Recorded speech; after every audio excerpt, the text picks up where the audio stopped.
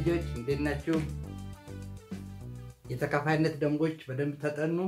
እንግዲህ ባለፈው ክፍለ ጊዜ አንድ ቁጥር ለሁለት ተካፋይ ነው ወይስ አይደለም፣ ለአራት ተካፋይ ነው ወይስ አይደለም፣ ለስምንት ተካፋይ ነው ወይስ አይደለም የሚል የተካፋይነት ደንቦችን አይተናል።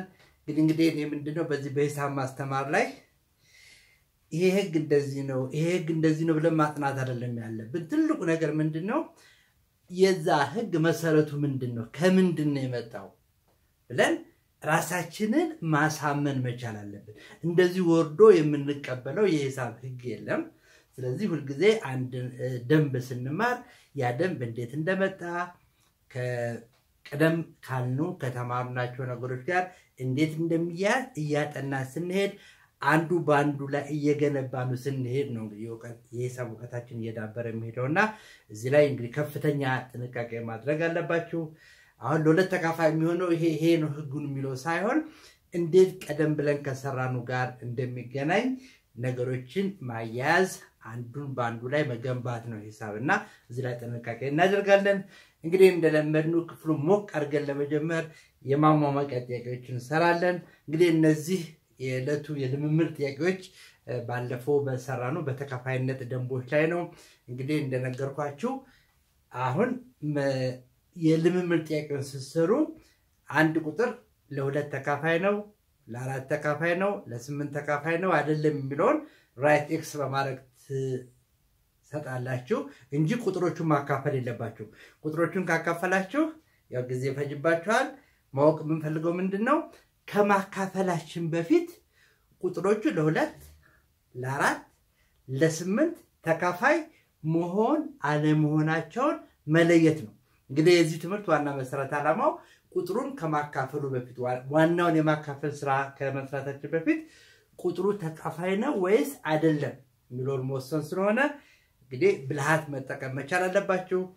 ባለፈው ክፍለ ጊዜ ያየናቸው የተካፋይነት ደንቦችን አስተዋውሰን በዛ ላይ መሰረት አድርጋችሁ ለምትሰሩት አሁን ቶሎ የልምምድ ጥያቄዎችን ስራችሁ።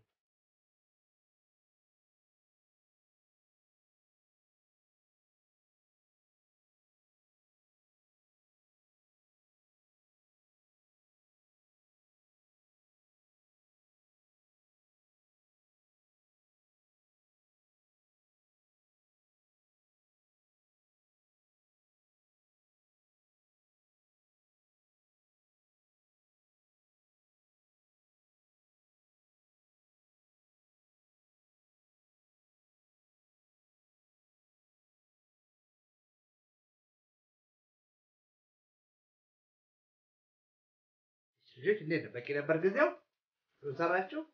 እንግዲህ ሰራችሁት ተናሃል በታማኝነት የት ጋር ነው ትክክል፣ አራት ላይ ነው ትክክል የሆንኩት፣ ስምንትን ሳካፍል ነው ጥሩ የሰራሁት ወይስ ለሁለት ማካፈል ነው ብቻ ነው በደንብ የቻልኩት ብላችሁ ራሳችሁን መፈተሽ አለባችሁና በትክክል ያሰራችሁበትን ቦታ እንግዲህ ክፍለ ጊዜው ሲያልቅ በተጨማሪ ስራ መስራት እንዳለባችሁ ያመለክታችኋል። ኤክስ ካገኛችሁ ራይት ብታደርጉ ደግሞ ተጨማሪ ልምምዶች መስራት አለባችሁ። እስቲ መልሶቹን አብረን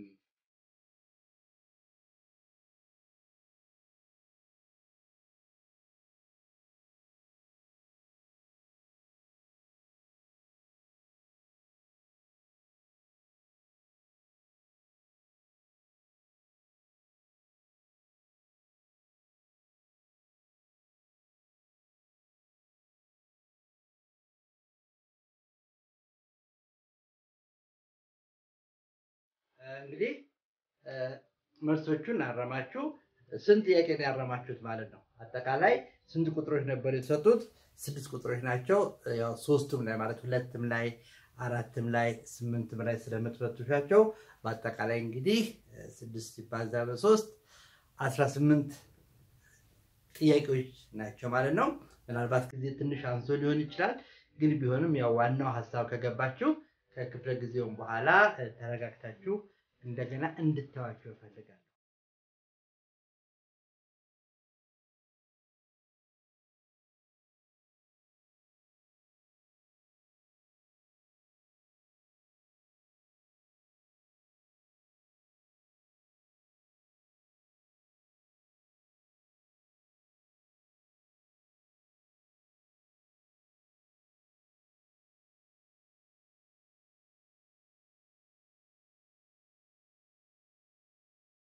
እሺ እንግዲህ እዚህ የተካፋይነት ደንብ ላይ ምንድነው የሰራነው ዋና ነገር አሁን ምንድነው አይደል አንድ ቁጥር ለሁለት ተካፋይ የሚሆነው የመጨረሻው ሆሄው 0 2 4 6 8 ነው የሚሆነው ብለን ነው ያቆምነው ግን አሁንም ደግሜም ደጋግሜም የምናገረው ምንድነው ግን እኔ በመሰረታዊ ሐሳቦች ላይ እንድታተኩሩ ነው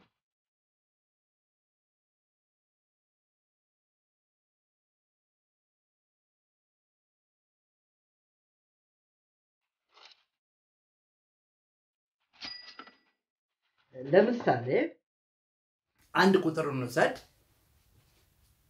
16 ሲደመር 4 የሚል ቁጥር አለ 16 ሲደመር 4 የሚለው ቁጥር ቢኖር እንግዲህ ትላንትና ከሰራነው ወደ ትላንትና ወደ ሰራነው ነገር ስንመለስ 16 ሲደመር 4 የሚል ቁጥር ቢኖር ይህ ቁጥር ለ8 ይከፈላል ወይስ አይካፈልም የሚል ጥያቄ ሲኖር እንዴት ነበር ትላንትና ያየነው ይህ ቁጥር 16 እና 4 ለ8 መካፈሉ ነውና ለማካፈሉ ለማየት 16 ለ8 እንደሚካፈል ካወቅን ቀጣይ ሙከራችን ውሳኔው ላይ 4 ለ8 ይካፈላል ወይስ አይካፈልም የሚለው ነው ስለዚህ እዚህ ላይ አንድ እርግጠኛ የሆናችሁበትን ነገር ይዛችሁ የሚቀጥለው ትንሹን ነገር ነው የምትፈትሹት እና ለዚህ የወሰናቸው ቁጥሮች ነበሩ በትናንትናው አንድ ቁጥር ልውሰድላችሁ 7248 እንግዲህ ትናንትና እንደ ልምምድ ጥያቄ ወስደን ካየናቸው መካከል አንዱ ትዝ ካላችሁ 1000 ለ8 ይካፈላል ብላችኋል ትዝ ይላችኋል 1000 ለ8 አካፈላችሁና ውጤቱ ስንት ነበር 1000 ሲካፈል የተለመዱ ቁጥሮች ናቸው 1000 ለ8 ቢካፈል 125 ይመጣል አሁን 1000 ለ8 እንደሚካፈል አወቅ 100ንም ደግሞ ለ4 አካፈል 100 ደግሞ ለ4 ሲካፈል ስንት ሆነ 100 ለ4 ሲካፈል 25 ሆነ አሁን ስለ 4 እርግጠኛ የሆኑ 100 ለ4 እንደሚካፈል ስለ 8 ደግሞ በጣም እርግጠኛ የሆኑ 1000 ለ8 እንደሚካፈል ስለዚህ ከምናቀው ነው የምንነሳው ስል ምንድነው አሁን 16 ሲደመር 4 ለ8 ተካፋይ ነው ወይም አይደለም ለማለት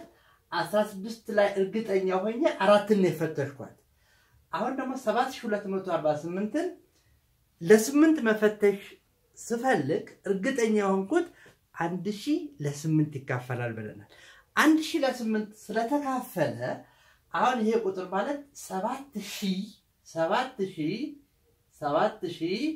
ሲደመር ስንት ነው 7000 ሲደመር 248 ነው 7000 ሲደመር 248 ነው ሌላ መጀመሪያ ስንጀምር ያየነው ነገር ደግሞ ምን ነበር ትዝ ካላችሁ 6 ለ3 ይካፈላል አይካፈልም ይካፈላል 6 ለ3 ስንት ጊዜ ይደርሳል 2 ጊዜ ይደርሳል 6 ለ3 ከተካፈለ 5 ጊዜ 6ም ለ3 ይካፈላል 6 ለ3 2 ከሆነ 5 ጊዜ 6 ደግሞ ለ3 ሲካፈል ይህ ውጤት በ5 ይባዛል እና 5 ጊዜ 2 ነው ማለት ነው 7 ጊዜ 6ም ለ3 ይካፈላል ማለት 6 ለ3 ከተካፈለ 7 ጊዜ 6ም ለ3 ይካፈላል እና ውጤቱ ምን ይሆናል ስትባሉ ደግሞ ቅድም ያገኘነውን ቁጥር በ7 ማብዛት ነው ቅድም ያገኘነው ቁጥር 2 ስለሆነ 7 ሲባዛ በ6 ለ3 እናካፍል ደግሞ ውጤቱ ስንት ነው የሚሆነው ማለት ነው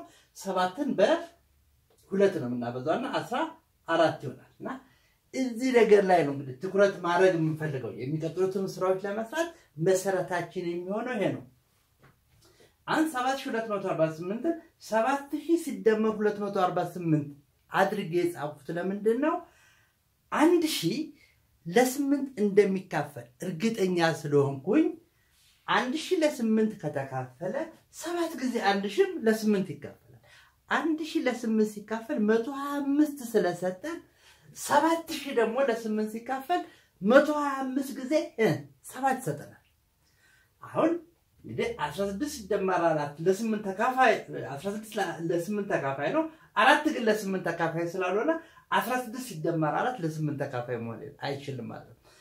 አሁን ፍተሻችንን የምናደርገው 248 ላይ ሆናል ማለት ነው።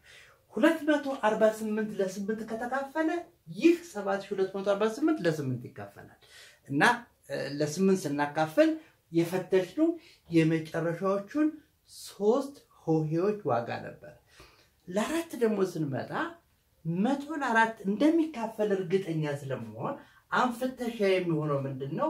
ይህ ቁጥር ማለት አሁንም 7000 እዚህ በመቶ 7000 በመቶ ጻፉልኝ 7200 ሲደመር 48 አድርጌ ጽፋለሁ። አሁን ለምን እንደዚህ አድርጌ ጻፍኩት? ምክንያቱም እዚች ጋር 100 7200 ማለት 72 ሲባዛ በመቶ ማለት ነው። 100 ለ4 እንደሚካፈል ስለማው 7200 ለ4 ይካፈላል። ውጤቱ ስንት ነው ቢባል እንኳን 100 ለ4 ሳካፈል ስንት ነበር ያገኘሁት? 25 ነው። ስለዚህ የዚህ ውጤት ደግሞ 72 ጊዜ 25 ነው የሚሆነው። አሁን 7248 ለ4 መካፈሉን ደግሞ ለማየት ፍተሻዬ ማጋነ ማረጋው 48 ነው። 48 ለ4 ከተካፈለልኝ 7200 ለ4 እንደሚካፈል እርግጠኛ ስለሆንኩኝ ይሄ ሙሉ ቁጥሩ ለ4 ይካፈላል ማለት ነው።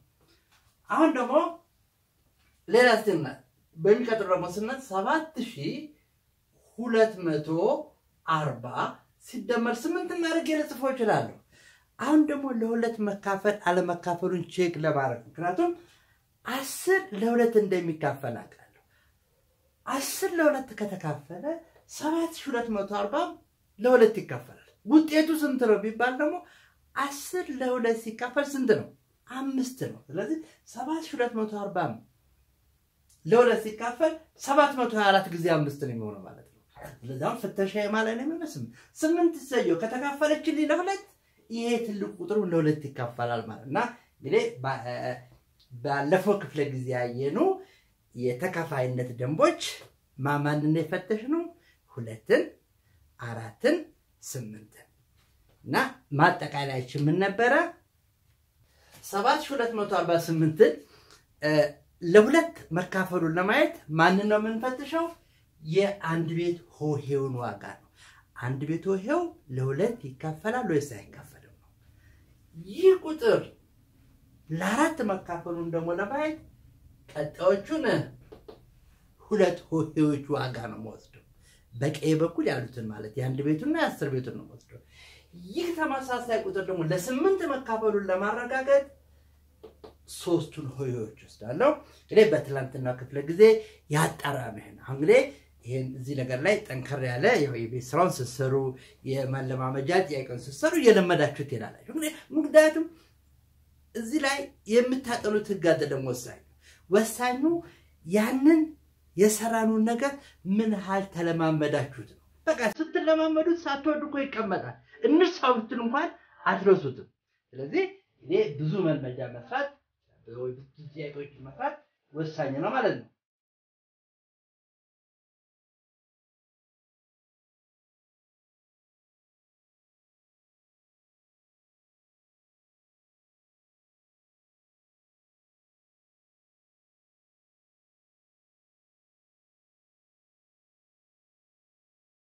እስቲ የዛሬ ክፍለ ጊዜንም ከዚሁ እንቀጥል። አዲስ ቁጥር ከምንፈጥር እስቲ ከዚሁ እንቀጥልና ይህ ቁጥር 7248 ነው። አሁን 7248ን ለ10 ይካፈላል ወይስ አይካፈልም የሚለው ለማየት ዛሬ እርግጠኛ ነኝ ጥያቄ ውስጥ አይገባም። ግን ቢሆንም 7248ን ለ10 እንደሚካፈልና እንደማይካፈል ለማየት ጠቃሚ የሚሆንልን 7240 ሲደመር 8 ብዬ መጻፍ ነው። አሁን እዚች ጋር ያየነው 7240 ለ10 ይካፈላል። ለምን? ይህ ማለት 7240 ማለት 724 ሲባዛ በ10 ማለት ስለሆነ አይደል? የ10 ብዜት ነው። የ10 ብዜት የሆነ ቁጥር ሁሉ ለ10 ይካፈላል። ስለዚህ ይሄ ለ10 እንደሚካፈል እርግጠኛ ስለሆንኩኝ ፍተሻ አሁንም አንድ ቤቱ ላይ ይሆናል ማለት ነው። አንድ ቤቱ ላይ ያለው ቁጥር ደግሞ ምንድነው? 8 ነው። 8 ደግሞ ለ10 ስለማይካፈል ይህ ቁጥር ለ10 አይካፈልም ማለት ነው። እንግዲህ እዚህ ጋር አንድ ቤቱ ላይ ያለው ቁጥር ስንት መሆን አለበት? ለ10 እንዲካፈልልኝ አንድ ቤቱ ላይ ያለው ሆሄ 0 መሆን አለበት ማለት 8 ቢሆን አይሆንም 7245 ቢሆን ይህ ማለት 7240 ሲደመር 5 ነው ይህም ቢሆን ለ10 አይካፈልልኝ እና እንግዲህ በይሄ በቀላሉ ማጠቃለል እንችላለን ምክንያቱም 10 ብዜቶችን በጣም ስለሰራን አንድ ቁጥር ለ10 የሚካፈለው የራስ ቁጥሩ መልሶ የ10 ብዜት መሆን መቻል አለበት ለሁለት የሚካፈል ቁጥር ደግሞ የሁለት ብዜት ነው እና ምንድነው የአንድ ሙሉ ቁጥር ለ10 ተካፋይ የሚሆነው መቼ ነው የቁጥሩ የአንድ ቤት ሆሄ 0 ከሆነ ነው እሺ አሁን ደግሞ ከ10 ቀጥለን 5 ልስቲን ፈትሹ እግረ መንገዱን በጣም ተቀራራቢ ስለሆኑ ነው አሁን 7245 የሚል ቁጥር መጥቷል አሁን 7245 እንዴት አድርጌ ልጻፈው ይህ ማለት 7000 ይቀጣ 10 ላይ ስለሆነ ይቆም ነው 7245 ማለት 7240 ሲደመር 5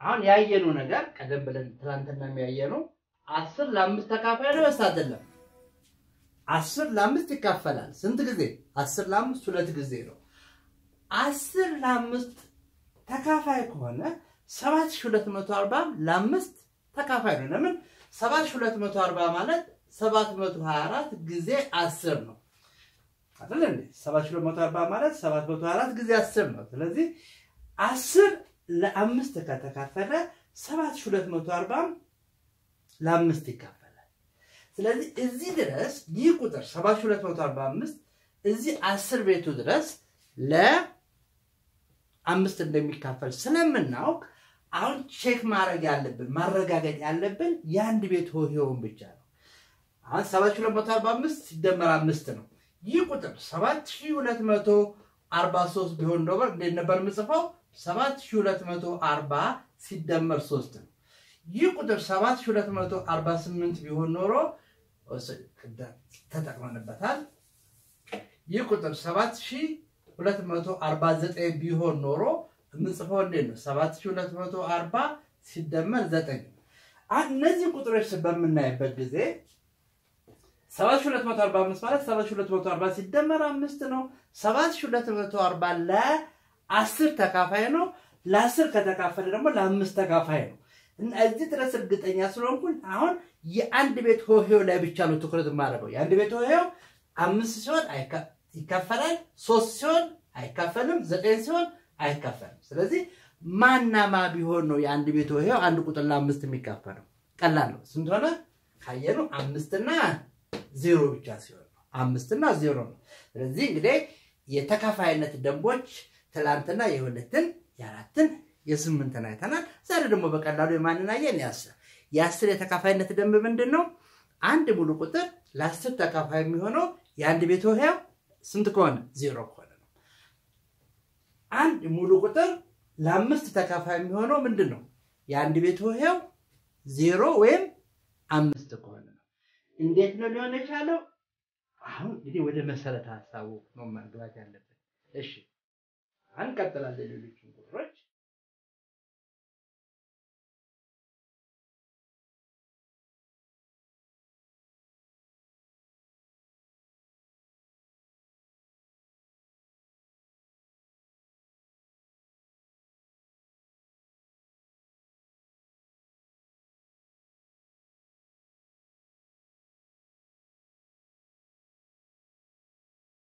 እሺ አሁን እንግዲህ ተካፋይነት ደንቦች ያደጉ ነው አይደለ በጣም ብዙ ሄዱን እንግዲህ ያው ሁለታየን አራታየን ሁለት ምን ነበር የአንድ ቤት ሆሄው እናያለን 0 2 4 6 8 አራትስ የአንድ ቤት እና 10 ቤቱ እናያለን በቀኝ በኩል ያሉትን ሁለት ሆሄዎች ዋጋ ለ8 በቀኝ በኩል ያሉትን 3 ሆሄዎች ዋጋ ይሄ እንግዲህ ቁጥሩ ትልልቅ ሆነ ነው ቁጥሩ ባለ 2 ሀስ ከሆነ ባለ 1 ሀስ ከሆነ ራሱን አካፍለን ነው የምንሞክረው ግን አሁን ምንድነው ትልልቅ ቁጥሮችን ከማካፈላችን በፊት ለምንፈልገው ቁጥር ተካፋይ ናቸው ወይስ አይደለም የሚለውን ለማየት ነው እንግዲህ ይሄ ምንድነው ዲቪዚቢሊቲ ቴስት ምንድነው ነው ባለፈው ክፍለ ጊዜ እንደነገርኳችሁ ይሄ ዲቪዚቢሊቲ ቴስት አይለቀንም አምስተኛ ክፍልም ስድስተኛ ክፍልም አራተኛ ክፍልም ሰባትም እንዳለ ራሱ ይመጣል ዘጠነኛም እንዳለ ይመጣል ወደፊትም ወደ ከፍተኛ ትምህርትም ስትገቡ ስለ ሙሉ ቁጥሮች ስትማሩ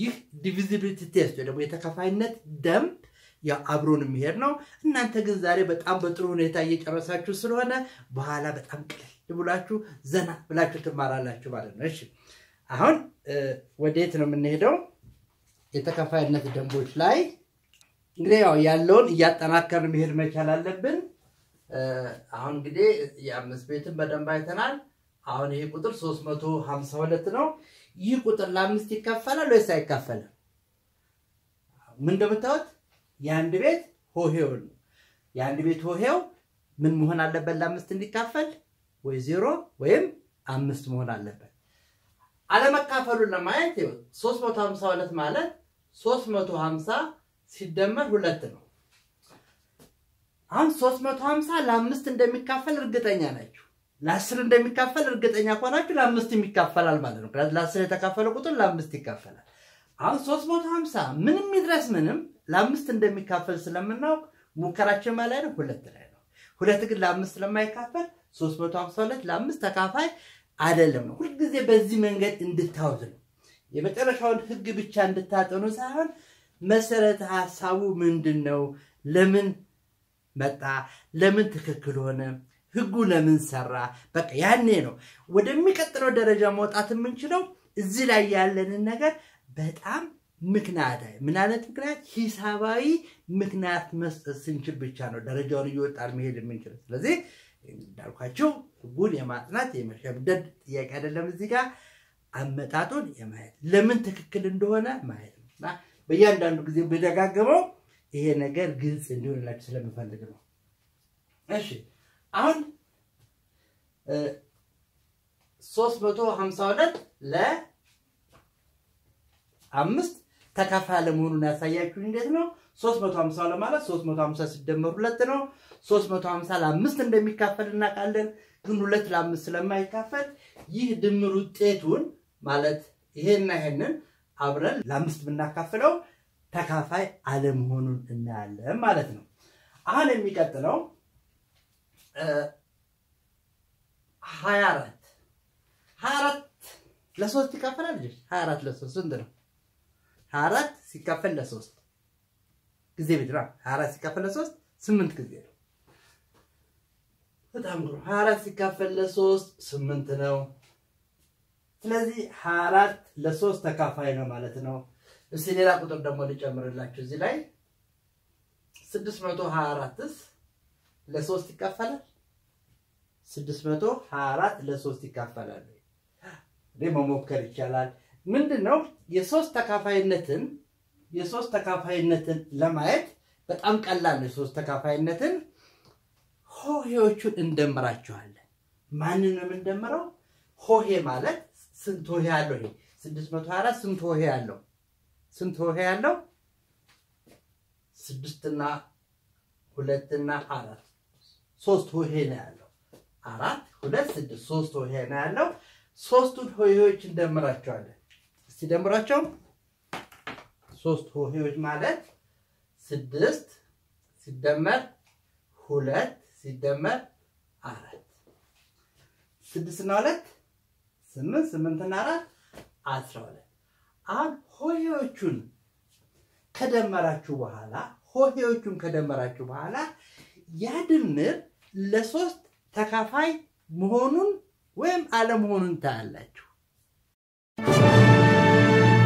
ዋው ኮሜት ዘንድሮ ከኬጂ ጀምሮ እስከ 6ኛ አደገች በለኛ እናትም አደገች ኮሜት ተፈለገች አሁን የሁሉም ናት ባጸደ ህፃናት የልጆን ማስተዋል ኮሜት ያግዘዋል ወደ አንድም ሲገፉ ሁለተኛም ሲያልፉ ወደ 3 ሲዘሉ ለአራተኛ ክፍሉ አምስተኛም ላሉ አልፎም 6ኛ ከች እንግሊዘኛ ከተፍ ማትማቲክስ አካባቢ ሳይንሱ አማርኛ ራሱ ሁሉም ካስቴር ነጋ ኮሜት በጣም ሸካ ከኮሜት ጋር ያጥኑ 7ኛም ሆኑ 8ም ደረሱ 9 ገሰገሱ 10ም አለፉ 11ም ገፉ 12ም ገቡ አጋዥ ነው ከልቡ በሁሉም ደረጃ ኢኮኖሚክስ ፍርጃ አማርኛው ጠጣር እንግሊዝኛው ጣ ኬሚስትሪው ፈንጂ አንተ ያለ ባዮሎጂ እግዞ ስነ ዜጋ ጂኦግራፊው አደጋ ሂሳብና ላዞረ ሂስትሪው ጠጣራ ፊዚክስ አስቸገረ ምንድነው መፍትሄው ይሄው ኮሜት ሰፕሊሜንተሪ ቡክ አወቅና ዘንድሮ በተማሪ አይምሮ ኮሜት ተጨምሮ ኮሜትን ሲገዙ ከመጽሐፍቱ ጀርባ የአስቴር ነጋ አርማ መኖሩን ያስተውሉ ይህ አርማ ከሌለም የአስቴር ነጋ አይደለም አስቴር ነጋ ሳታሚ አንድ ምሳሌ እዚህ ላይ 2 እና 4 ስንት ነው ሲደመር 6 ነው 6 ለ3 ይካፈላል ቅድም ነው ያየው አይደል እንዴ 6 ለ3 ይካፈላል ስለዚህ 24 ለ3 ይካፈላል ድምሩን ነው መጣው ማለት የሆሄዎቹን ድምር 6 2 4 ተደምራላችሁ እስቲ ይሄኛውስ ቁጥር 1624 ይህ ቁጥር ለ3 ይካፈላል ቢባል አሁን ማንን ነው የምትደምሩት እስቲ ሆሄዎቹን መደመር ነው እና ማናቸው እዚህ ስንት ሆሄ ያለው ይሄ ቁጥር 1 2 3 4 ባለ 4 ሆሄ ቁጥር ስለሆነ እነዚህን 4 ቁጥሮች ተደምራላችሁ ማለት 1 ሲደመር 6 ሲደመር 2 ሲደመር እንግዲህ ሰሞኑን ስንሰራ ከቁጥሮቹም ጋር ስንጫወት መደመሩም መቀነሱም ማብዛቱም ቶሎ እየመጣ ነው ይህ እንግዲህ ደግሞ ልምዳችንን ያዳብርልናል የመደመር የመቀነስ የማብዛት የማካፈል ችሎታችን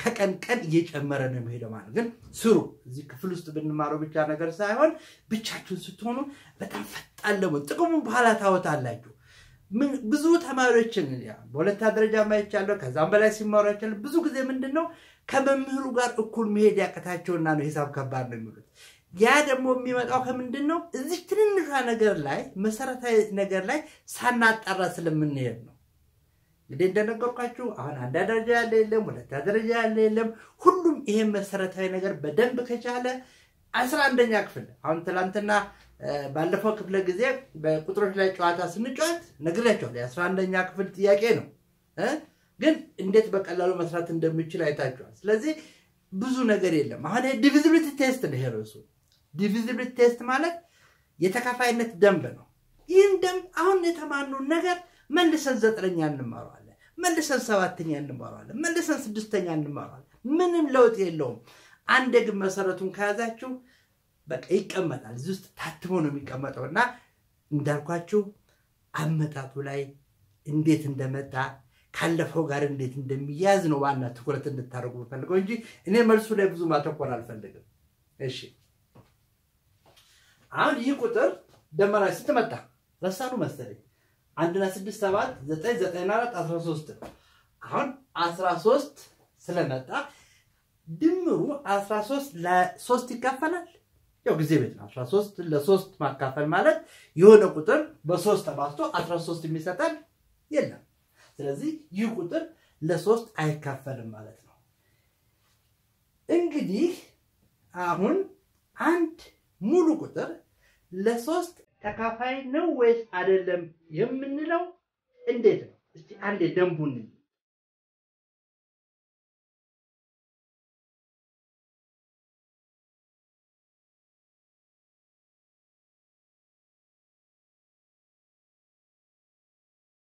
እሺ ደንቡን አያችሁት እንግዲህ አሁን ደንቡን ትጽፋላችሁ ከነ ምክንያቱ ተጣጣላችሁ እዚህ ጋር ትንሽ ሐሳብ ልስጣችሁ እንዴት መጣ ነው ወይስ ዝምናችሁ አምናችሁ ተቀበላላችሁ ፍንጭ ልስጣችሁ አሁን እዚህ ጋር 624ን ለ3 መካፈል አለ መካፈሉ ለማየት 6 2 እና 4 ነው ደምረን 6 2 እና 4 እንደመራችሁና ስንት መጣ 12 ነው 12 ለ2 ይካፈላል ወይስ አይካፈል ለ3 ይካፈላል ወይስ አይካፈልም የሚለውን ደግሞ ከጊዜ ቤት ታቆታላችሁ ከከበደልስ ጊዜ ቤቱ እንዳትሉ ደግሞ ከከበዳችሁ ደግሞ ቀላል ነው 12 ራሱ ለ3 ይካፈላል ወይ አይካፈልም ለማለት 1 እና 2 እንደምሯቸው 1 እና 2 ስንት ነው 3 ነው አሁን ደግሞ 3 ለ3 ይካፈላል ወይ እንዳትሉ አይደል በቃ ራሱ የመጨረሻው አሁን እዚህ ጋር 13 ለ3 ይካፈላል ወይ አይካፈልም ስላችሁ ራሱ በሙከራው እንዴት ነው የምትተረጉት 1 እና 3 4 ለ3 አይካፈልም ትልቅ ቁጥር ቢመጣላችሁ መልሳችሁ ደግሞ ያችን ቁጥር በመደመር ያ ቁጥር ራሱ ለ3 ተካፋይ መሆኑን ወይ አለመሆኑን ማየት ይችላልላችሁ ማለት ነው ግን አሁን በዛኛው መንገድ አለ የሚሄደው እኔ አሁን እንዴት ነው ማድረግ የምፈልገው 624ን እስቲ ተንትኑት ሰሞኑን ቁጥሮች እንተነትን የከረምነው እስከ 624 እንተንተነውና አንድ ፍንጭ እንድታገኙ ስለምፈልግ ነው 624ን በተነተነው 6 ጊዜ 100 በ10 ቤት ጊዜ ተነተነው ነው ሲደመር 2 ጊዜ 10 ሲደመር 4 ነው አይደል በጣም ጥሩ አለ ከ3 ጋር ምን አገናኘው እርግጥ 100ም ከ3 አይገናኝም 10ም ከ3 ጋር አይገናኝም ግን ሂሳብ ነው በሆነ መንገድ ለምን አናገናኝም እስቲ እናገናኘው ባካችሁ በትግስት ተከታተሉት እናገናኘው ይሄን እንዴት እንጻፈው መሰላችሁ 6 በመቶ ማለት እስቲ ለ3 የሚቀርብ ቁጥር ፈልጉ 9 አይቀርብም ለ3 99 99 ለ3 ይካፈላል 9 ለ3 ይካፈላል 3 ለ3 ስለዚህ በዛ መንገድ ልጻፈው እስቲ 6 ጊዜ 100 ማለት 6 ሲባዛ በ99 ሲደመር 1 ብዬ ብጽፍ ተቀየማላችሁ ልጆች አትቀየሙ ምክንያቱም 99 እና 100 ምንም የቀየርኩት ነገር የለም ሲደመር 2 ጊዜ 10 ደግሞ እንደ ወደ ምናቆ ነገር ለመንጣት ምን ብዬ ልጻፈው 9 ሲደመር 1 ብዬ ጻፍኩት 4 ትንሽ ቁጥር ነች ችግር የላትም እንዳለ እናስቀምጣለን ግልጽ ነኝ አሁን ምንድነው እዚህ ጋር 6 ሲባዛ በ99 ሲደመር 1 አለ 99 ሲደመር 1 ማንን የተካው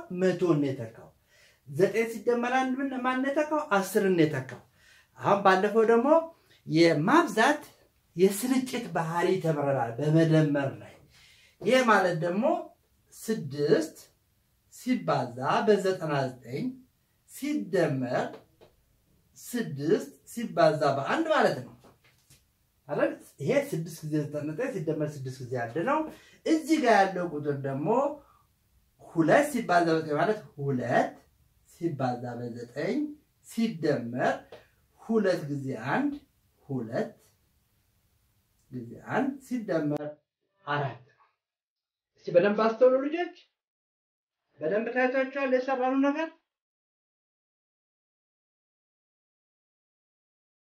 ግሩም እስቲ አሁን ከዚህ ምንድነው ምን ምናየው ነገር አለ እስቲ በደንብ እያስተዋላችሁ የሆነ የጋራ ነገር ይታያል ወይ ምንድነው 6 ሲባዛ በ99 ሲደመር 6 ጊዜ 1 የሚለው ነገር ላይ ምን የሚታየን ነገር አለ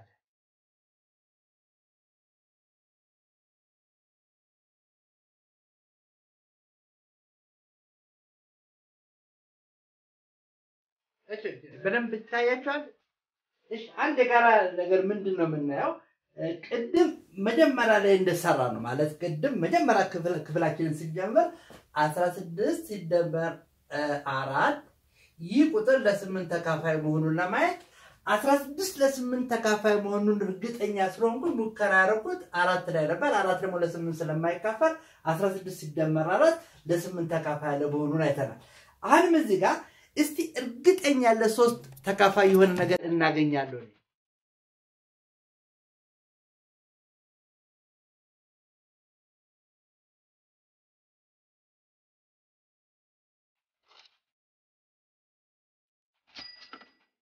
እንግዲህ ሲጀምር ወደ 9 የርኩበት ራሱ ምንድነው 9 ሲካፈል ለ3 ቀላል ነው 99ም ለ3 ይካፈላል ስለዚህ ይህ ቁጥር ማለት እስቲ ልልቀማቸው ምናቀምናቃቸው እርግጠኛ ሆንኩባቸው ልልቀም አሁን እዚህ ጋር 6 ጊዜ 99 አለ እዚህ ጋር ደግሞ 2 ጊዜ 9 አለ አይደል እንዴ እነሱን ለብቻ እናንጣቸው 6 ጊዜ 99 ይሄን ወሰድኩት ማን ነው እዚህ ጋር ሲደመር 2 ጊዜ 9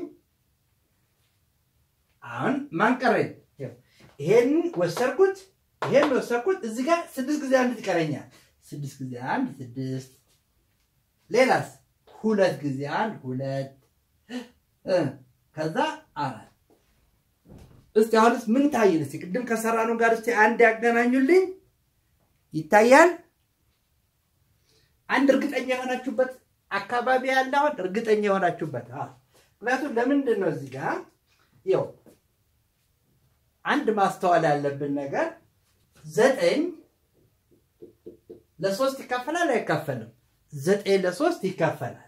9 ለ3 ከተካፈለ ሁለት ጊዜ 9ም ለ3 ይካፈላል ማለት ነው።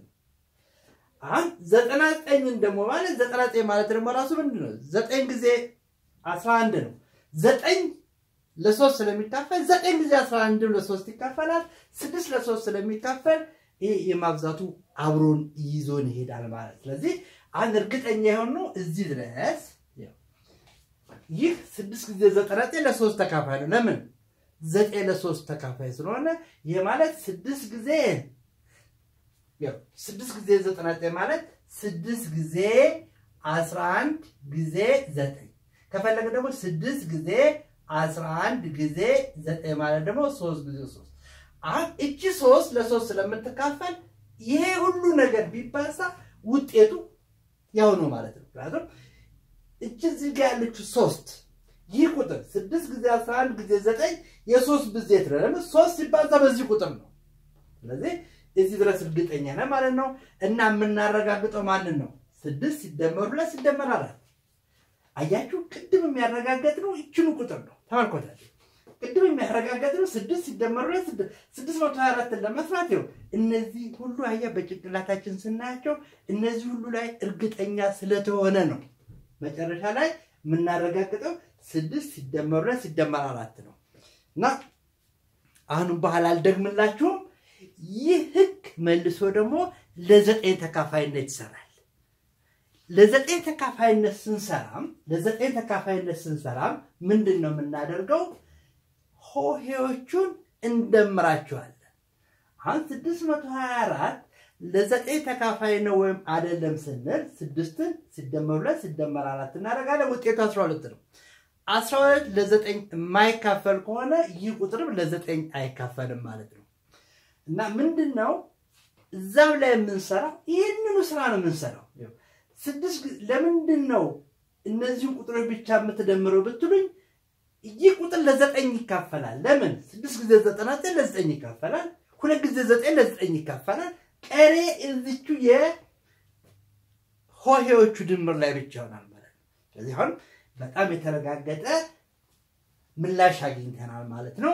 ማለት አንድ ቁጥር ለ3 ወይ ለ9 ተካፋይ መሆን ወይ አለመሆኑን ለማየት ምንድነው የምናደርገው? የቁጥሮቹን ሆሄዎች መደመር ነው ማለት ነው። እስኪ አሁን ተጨማሪ ምሳሌዎች እንወስዳለን።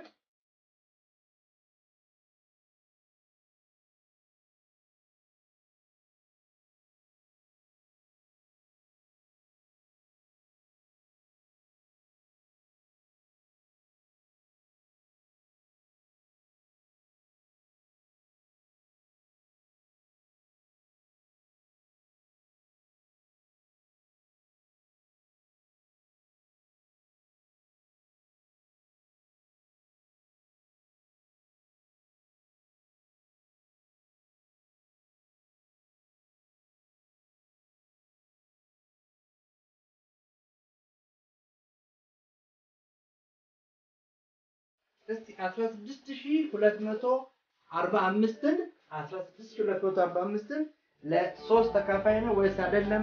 ለ9 ተካፋይ ነው ወይስ አይደለም እንበል።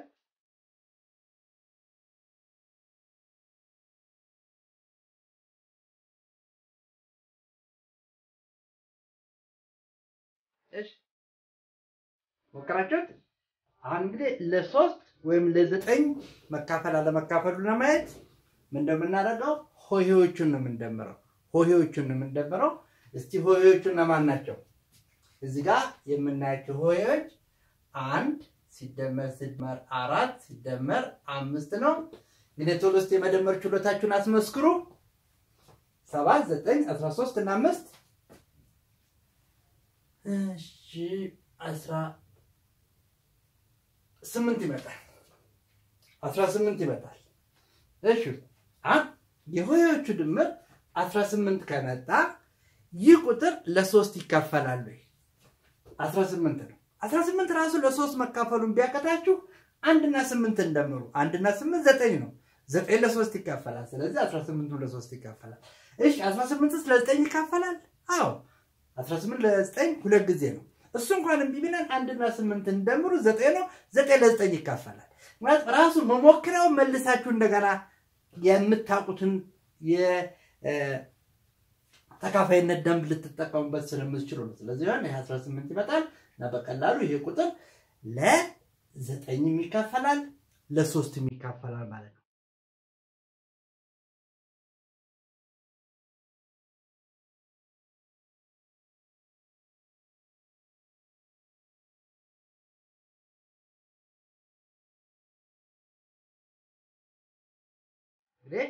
እዚህ ጋር የሚካፈሉትንና የማይካፈሉትን በደንብ በቀላሉ የሆሄዎቹን በመደመር ነው ግን ዋናው ነገር አሁንም እንዴት ሊመጣ ቻለ ምን ያገናኛል ምክንያቱም 99 ለ9ም ለ3ም የሚያገለግለን ነው አሁንና ይሄ እንደዚህ አይነት ቁጥሮችን ስትሞክሩ አሁን ይሄንን ሞክርን ብትሉት ጊዜ ይፈጅብናል እንጂ ቀላል ነው አሁን ባልኩት መንገድ አሁን ይሄ እዚህ ጋር 99 መጥቶልናል የሚቀጥለው ላይ ደግሞ እዚህ ጋር ሲመጣ 9999 ያመጣዋል ለምን እንደዛ የሚመጣው ይሄ ማለት 16245 ነው 1 ሲባዛ በ10000 ማለት ነው አይደል 1 ሲባዛ በ10000 ትሩና ሲደመር 6 ሲባዛ በ1000 ሲደመር 2 ሲባዛ በ100 ሲደመር 4 ሲባዛ በ10 ሲደመር 5 ደስ ተነትኑት ይሄን የሚመጣው ልክ እዚህ ጋር እንደሰራሁት እንዲመጣልን ከፈለኩኝ አሁን ምንም ቀላል ነው 10000 ማለት 9999 ሲደመር 1 ነው 9999 ለ9 ተካፋይ መሆን ስለማውቅ እርግጠኛ ስለሆንኩኝ ሙከራዬ ልክ እንደቀደሙ አንድ ላይ አንድ ልክ እዚህ ጋር እንዳመጣ ነው ተነጥላ ተቀመጣለች ማለት ነውና ምንም ነገር እንደዚህ የሚሰጥ ነገር የለም ይሄ ነው አሁን አንድ ብቻ ልጅ የምትቀረን ለ6 ተካፋይነትን እኔም ባልነገራችሁ እስታውን ካየኑ ነገር ላይ ራሳችሁ አንድ ድምዳሜ ላይ መድረስ ትችላላችሁ እስቲ አንድ በትግስት ተከታተሉ እሺ አሁን አላጠፋሁትም ማለት የሰራሁት ቁጥር 16245 አለ ቅድም የተጠቀምንበት ምሳሌ 624 አለ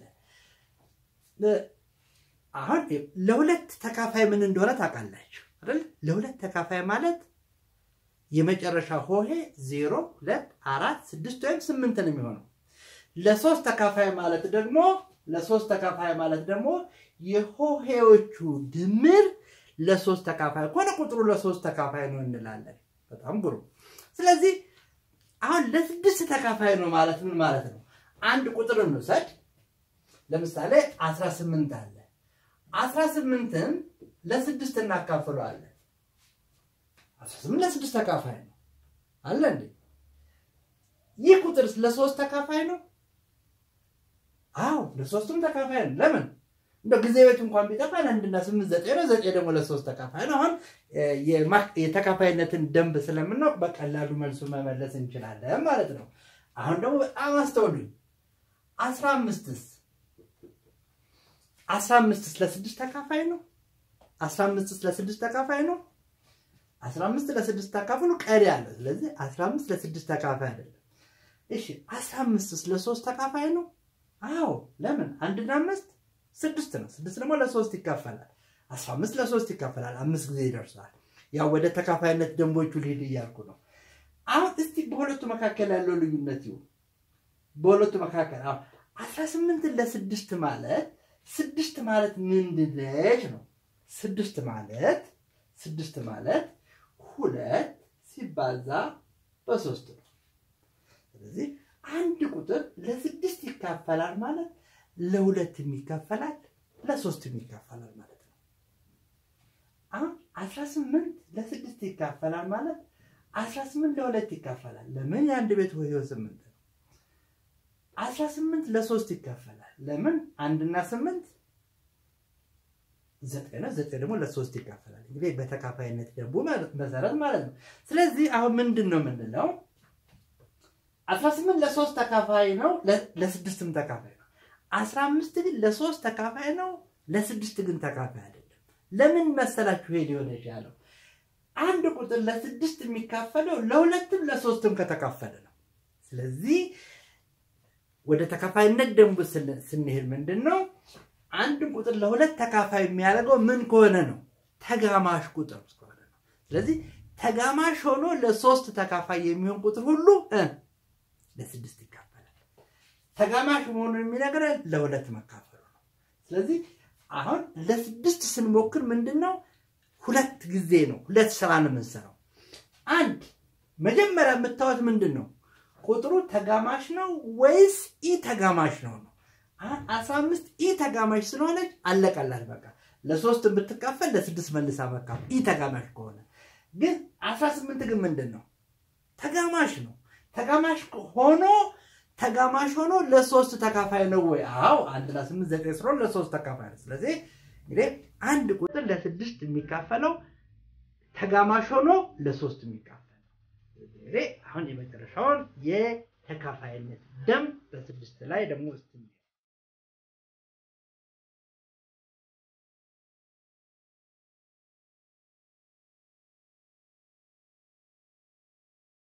እሺ የስድስትን የተካፋይነት ደንብ በደንብ አያችሁ።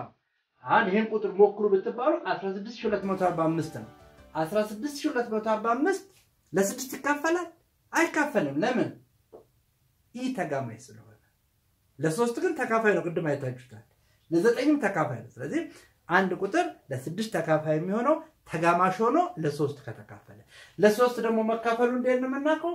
ሆሄዎቹን ደምረን የሆሄዎቹ ድምር ለሶስት ተካፋይ ከሆነ የሆሄዎቹ ድምር ለምሳሌ እዚህ ጋር 12 መጣልን። 12 ስለሚመጣልን 624 ለስድስት ተካፋይ ነው ወይስ አይደለም? 624 ያው 624 ለሶስት ተካፋይ መሆኑን አይተናል። በተጨማሪ ደግሞ ምንድነው ተጋማሽ ነው። ስለዚህ 624 ለስድስትም ይካፈላል ማለት ነው። ስለዚህ ግን ለስድስት ተካፋይ መሆኑን ለማየት መጀመሪያ ቁጥሩ ተጋማሽ መሆን አለበት። ቀጥሎ ደግሞ ለሶስት መካፈል መቻል አለበት እና እንግዲህ የተጋማሽነት ነው። እንግዲህ አንድ የሚቀረብ ቁጥር አለ 7 ነው። የሰባት የተካፋይነት ደንብ አለ። ግን ብዙ ጊዜ የሰባት ተካፋይነት ደንብን ከመስራት ራሱ በቁጥሩ ማካፈል የቀለለ ነው የሚሆነው። ግን ብዙ ጊዜ እንደው ሳንጠቅስ ለማለፍ 624 ለሰባት ተካፋይ መሆኑን አለመሆኑን ለማየት ምን ነው የምናደርገው? እቺን የመጨረሻዋን ቁጥር አራትን እጥፍ አድርጓል። አራትን እጥፍ አድርጓል ማለት በሁለት አባዟል። በሁለት አባዙ ስንት ነው? 8 ነው። አሁን ቀሪ ቁጥር ማለት 62 ነው። ከ62 ላይ 8 ቀንሱ። ከ62 ላይ 8 ከ12 ላይ 8 4 ነው። እዚህ ጋር 54 ይሆናል። አሁን 54 ለሰባት ተካፋይ ከሆነ ይሄ ቁጥር ለሰባት ተካፋይ ነው። ቀላል ነው። ግን ምንድነው ብዙ ጊዜ የሚመጣልን ቁጥር ረጅም ሲሆን ራሱ መልሰን ለሰባት ማካፈሉ አንድ ስቴፕ ነው የሚቀንስልን ማለት ረጅም ቁጥር ሲሆን ያው እየቀነስን አሁን ደግሞ ራሱ 54ን ደግሞ በዚሁ በቴስቱ መልሰን ማየት እንገደዳለን ማለት ነው። እንግዲህ ብዙም የምናተኩርበት አይደለም። በብዙ መጽሐፍቶች ላይ እንደውም ይዘለላል። አሁን ይሄንን ለምሳሌ ይሄንን ምክንያት አናገኘውም ብዙ ቦታ። ይሄ ለሶስት ተካፋይነት ምን ማለት እንደሆነ በዚህ ሁኔታ ተተንትኖ ብዙ ቦታ አናገኘውም። ግን እንግዲህ እኔ ልጆች ደግሞ ይሄን በግድ አውቃችሁ መሄድ አለባችሁ።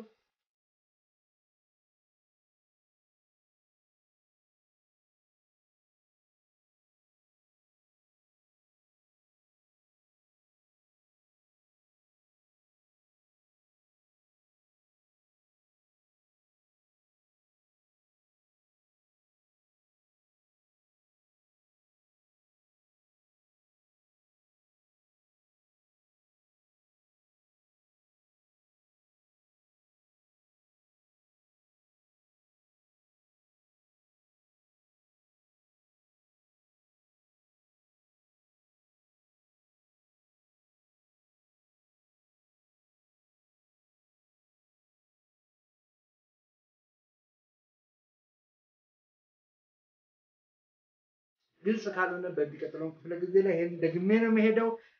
እንግዲህ አሁን ያው ሰዓቱ ትንሽ ሄድ ብሎብናል። የቤት ስራችን